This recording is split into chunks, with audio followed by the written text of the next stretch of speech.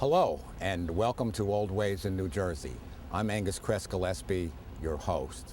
We're here on the Old Queens campus of Rutgers University, and we're going to be looking at some of the historic buildings, the iconic postcards buildings, if you will, of Rutgers University.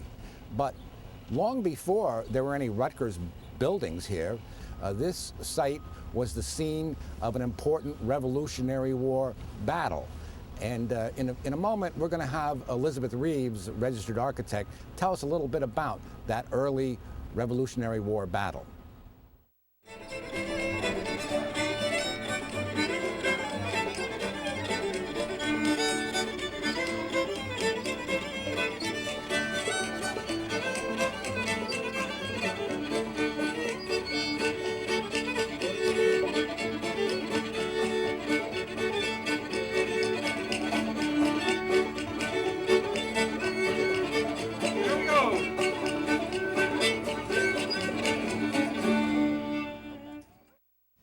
I'm here with Elizabeth Reeves on the historic Old Queens campus of Rutgers University, and I'm going to ask Elizabeth to tell us a little bit about the Revolutionary War battle that took place here.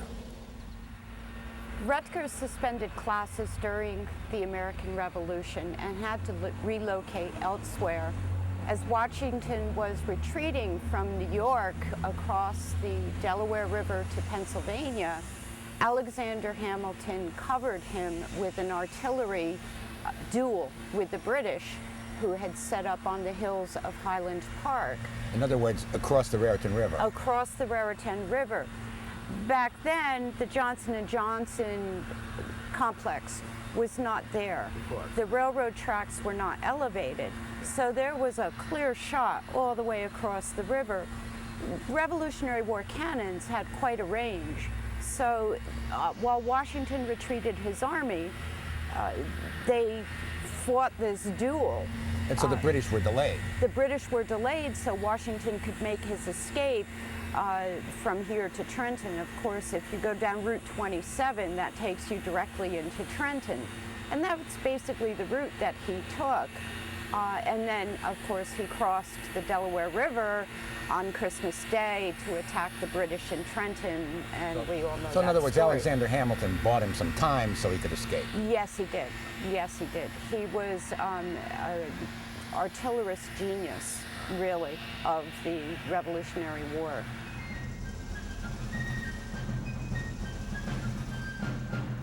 This is the main campus of the original Rutgers University, actually the original Queens College. The name was changed in 1825 in honor of Henry Rutgers. Queens College was located on this spot for several reasons. First of all, the land was donated by Mr. Parker from Perth Amboy. It was originally an apple orchard known as DeMott's Apple Orchard. The townspeople thought that this was far enough outside of the city of New Brunswick that the young men of Rutgers would not interfere with life or wreak havoc on life in the city itself. The campus originally was very run down. It was a rocky field, old apples, old apple trees. There was an old picket fence, wooden picket fence in a state of disrepair. Rutgers was always a very poor campus. And in the 1890s, the citizens of New Brunswick essentially admonished Rutgers for the upkeep of its grounds. As such, elm trees were planted throughout this campus in 1893, and an iron fence, which we still have today, was installed along with a gateway to formalize the campus. Now, this campus was a scene for many, many years of the class photo for the university. So Old Queens would be in the background, and all of the students would gather on this lawn. The elm trees are now protected because they survived the Dutch elm disease. Nobody's not quite sure why, but they did. So we have a separate budget now for the care and maintenance of these elm trees. and they're an important historic element of the Rutgers Queens campus. This building is Old Queens, which is presently the home of the administrative offices of Rutgers University, and it was designed in 1808, 1809, and it was occupied in 1811. And back in those days, it housed the academic work of Rutgers College, the New Brunswick Theological Seminary, and Rutgers Prep School, which was then known as the Grammar School. And to tell us more about the architecture, I'll turn it over to Elizabeth Reeves. Yes, the Old Queens building is a federal-style building. It is constructed of brownstone. Of course, the brownstone on the front is an ashlar cut brownstone. The brownstone on the back is actually a field uncut brownstone. Rutgers is a Dutch university, and the Dutch were very, very frugal people. They wasted nothing, and they also conserved all of their precious resources as much as possible. This was the original front of the building facing the city of New Brunswick. The front doors are original. The cupola was added sometime after the occupation of the building in 1811. The bell itself was donated by Henry Rutgers in 1825, at which time Queens College became Rutgers College. The bell played a very important role in the life of the students here because it called them to class and it called them to chapel. There were no dormitories. The students did not live in this building. However, the faculty did. The students lived downtown in boarding houses, so the bell was very important in drawing them to the campus. The building is constructed what appears to be a three-story building. However, all of the records indicate only a two-story building. So it's been a bit of a mystery figuring out where the two stories were that housed the classrooms, the library, the apartments for the faculty, so on and so forth. In the ground floor, or the basement floor, is the original beehive oven, where the kitchen would have been. They would have baked bread, cooked meals. The janitor lived on the ground floor. It was storage. Now, dating back at least to Renaissance time, there was a device called piano nobile, and this was an architectural device established to get living spaces off of the ground floor. If you think back, this was a dirt road. It was dusty, it was muddy, it was smelly, and to keep all of that dirt and filth out of the classrooms, they created a storage space in the basement. So the lower level is actually the basement of the building. In the upper stories, we had all of the academic classrooms. The brownstone for this building was quarried in Nyack, New York, in a quarry which was owned by the Onderdonk family in Piscataway. One of the historians over in Piscataway, Connie O'Grady, actually found the bill of lading from the Onderdonk quarry. The stone would have been shipped down the Hudson River and up the Raritan to get the stone here. In addition, the brownstone for the original New York City Hall, which was also designed by Macomb, came from the same quarry.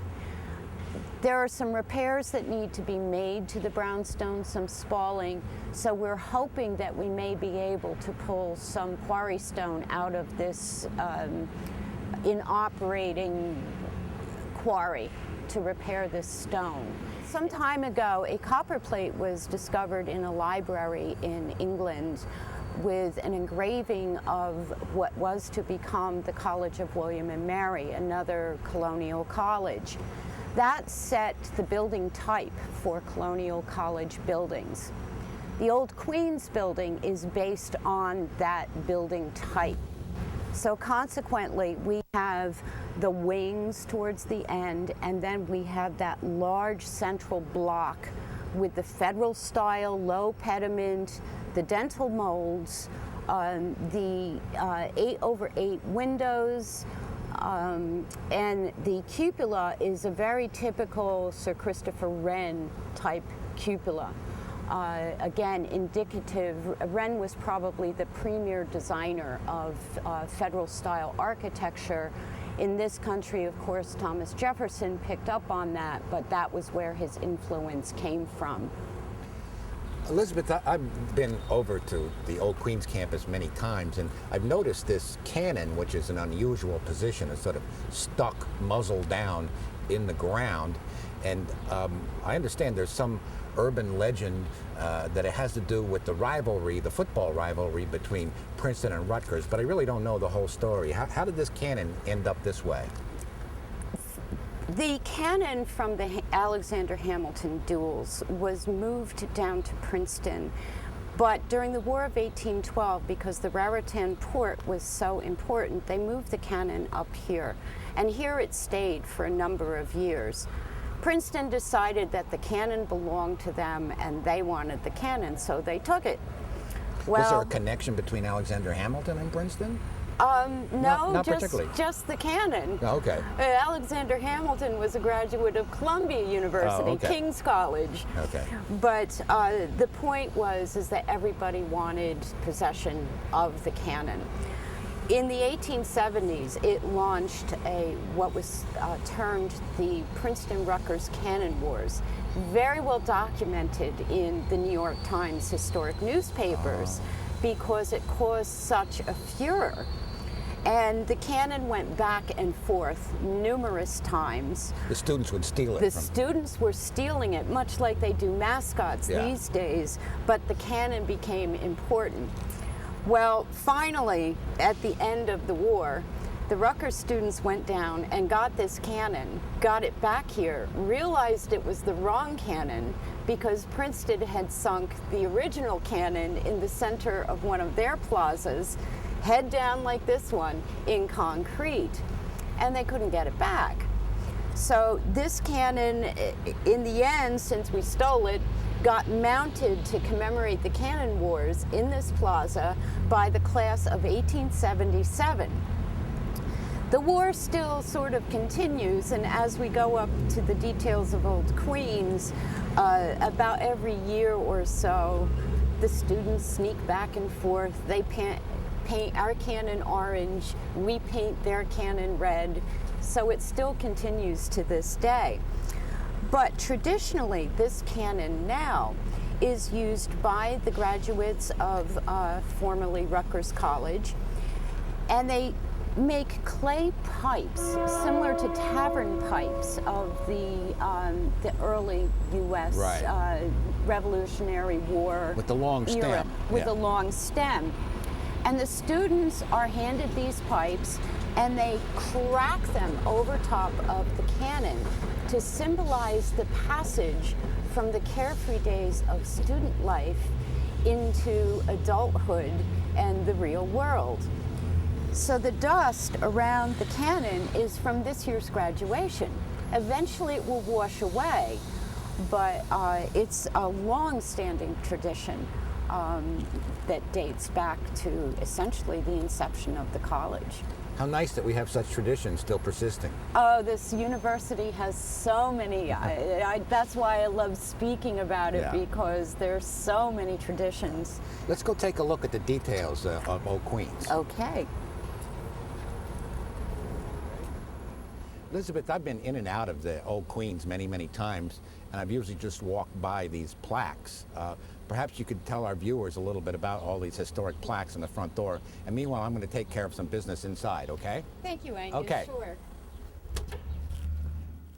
Some of these plaques are very, very old. This one in particular was set by the class of 1913, and it basically runs through the history of Queens College and its transformation into Rutgers College.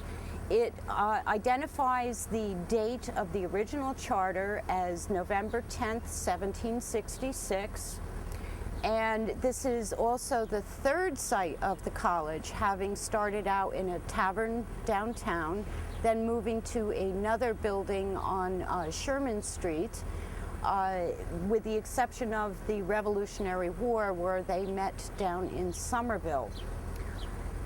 It became Rutgers College upon the gift of Henry Rutgers. However, the building retains the name of Queens, or Old Queens, in commemoration of the Queens College. This plaque, moving on, however, is a much more recent plaque. This is from 1976. It is the designation by the National Park Service that Old Queens is a National Historic Landmark. A landmark has to prove national significance, so it's of significance nationwide. Of course, this building and the other Colonial College buildings have all been designated landmarks because higher education in the American culture was very important, and these were the buildings where it began.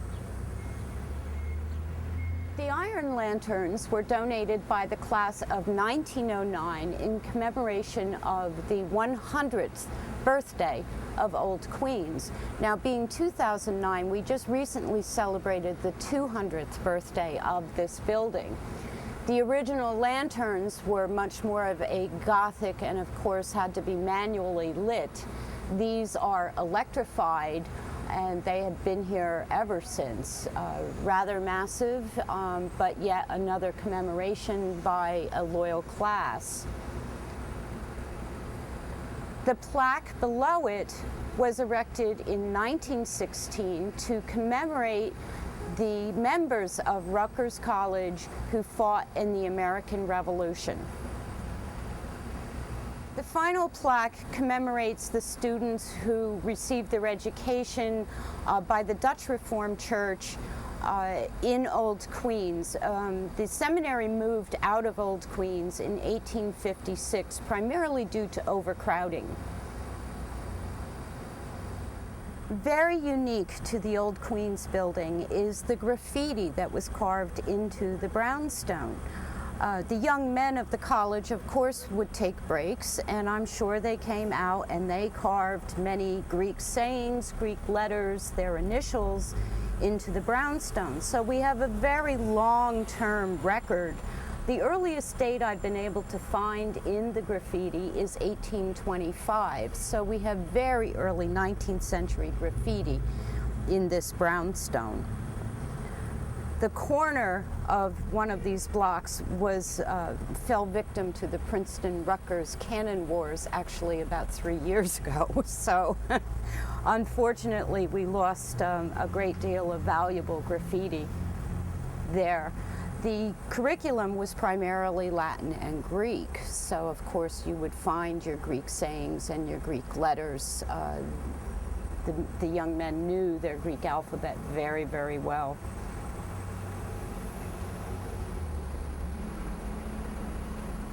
Elizabeth, we're now at the back, the rear of historical Queens, and one thing that's always intrigued me is it seems that there's a cheaper, rougher kind of fieldstone used on the back as opposed to the nice polished brownstone in the front. It makes me think maybe those Dutch were terribly frugal. What do you think? They really were frugal, and this really was the back of the building. And you can see the difference between the cut stone and the rough stone. Now, the other thing is the proportions of the stone on the rear of the building are much more linear rather than the block, even block that you get on the front of the building. Were these fieldstones at least a little bit cut to shape? Or? Well, they were rough cut. They would have been hammered. Okay. Okay, they would not have been ground or sawn. They would have just simply been cleaved with a mason's hammer. But even then, the mason would have to know what he's doing. Oh yes, absolutely. Skilled labor constructed this building. Obviously very skilled labor, or we would not still have this building. But the back I guess another reason we still have it is that the Dutch were thrifty. They wouldn't want to tear something down once it was built. They were thrifty, and secondary buildings they would tear down and reuse the materials. So a lot of the buildings on this campus are very difficult to date because the materials are older than the buildings. I see. But not in this case. Not in this case. Yeah.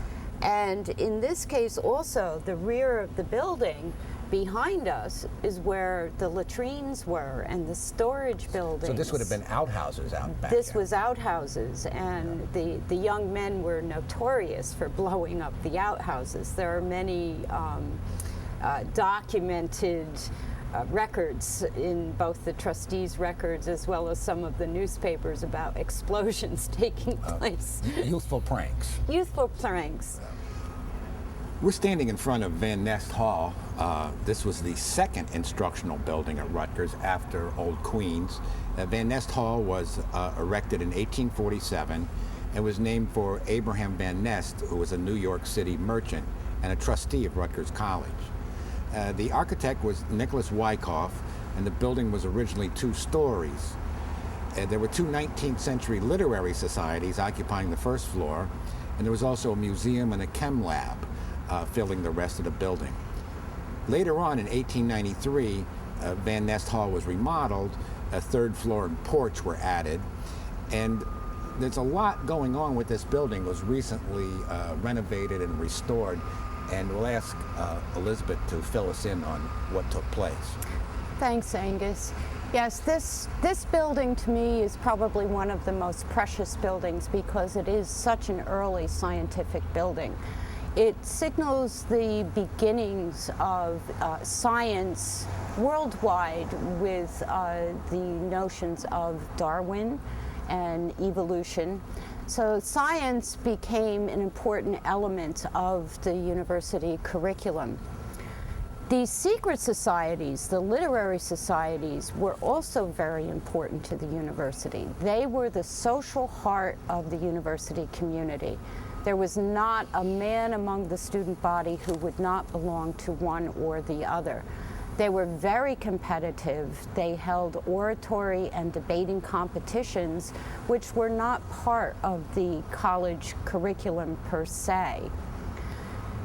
The literary societies also became important because the library of the university, of the college, was limited to classical academic books. The popular books of the day, such as Mark Twain, Ralph Waldo Emerson, Nathaniel Hawthorne, were not considered to be appropriate reading for a college student. As such, the young men would purchase these volumes and house them in their libraries. They would read and then discuss the books. So it was part of the growth of the college student, even though it was very much ad hoc. The windows on the ground floor were typically shuttered because everything that happened in these secret societies was closed door. Elizabeth, from what I understand, these columns are the original columns. They're original to the 1893 alterations when the porch was put on. The porch was donated and the 3rd floor was donated by Anne Van Nest Bussing, who was the daughter of Abraham Van Nest. So it brought the building more up to date, gave us more space, certainly significantly altered the appearance, but this is the building as we know it. And these columns are in very good shape. They're really in very good shape. The porch needs some work. Mm-hmm. It's hopefully scheduled for restoration this year. You can see in the portico, the stone is spalling very badly. This is indicative actually of similar quality to the stone in the building. It's very soft. There were probably leaks in the roof at some point in time, and the water gets behind the surface of the stone and fractures it off in the freeze-thaw cycle. So these are some of the elements that we need to repair and replace. And it takes very, very talented craftsmen, very special people to do this type of work. Now, when we did the rest of the building, the craftsmen that we had do it were very careful to match the mortar, the color, the strength. They cleaned all of the brick off, and aside from the lintels, the sills, they did the pediments, the Greek Revival pediments over top of the second floor, but we recreated the original windows from the building. They look like casement windows. They are. They're a very unusual casement window. Now, we had to make slight modifications in the window because originally they were casements all the way up.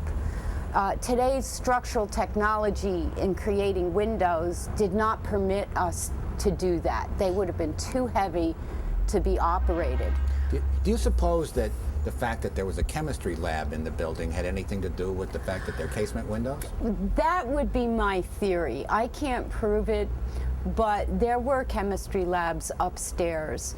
Double-hung windows would have just exploded out, whereas casement windows would have provided some explosion relief. I've been researching other military type of factories where they worked with explosives to see the type of windows. I did find that type of window up at Picatinny Arsenal in Rockaway in their ordnance buildings. It's going to take a lot of research to prove that. When I was in third grade, I had a chemistry set and I tried to make explosives, but it never worked out. Yeah. Well, apparently it didn't for a lot of these guys either. Yeah.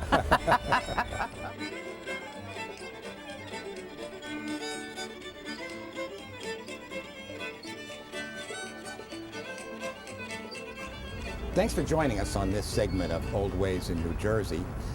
We'd like to especially thank registered architect Elizabeth Reeves for sharing her expertise with us. And perhaps we should also thank Rutgers University for making historic preservation a high priority. And perhaps we should also even thank the reunion classes who've often contributed large sums of money to make all this happen. We hope you've enjoyed the show, and perhaps you've learned something along the way. For Old Ways in New Jersey, I'm Angus Kress Gillespie.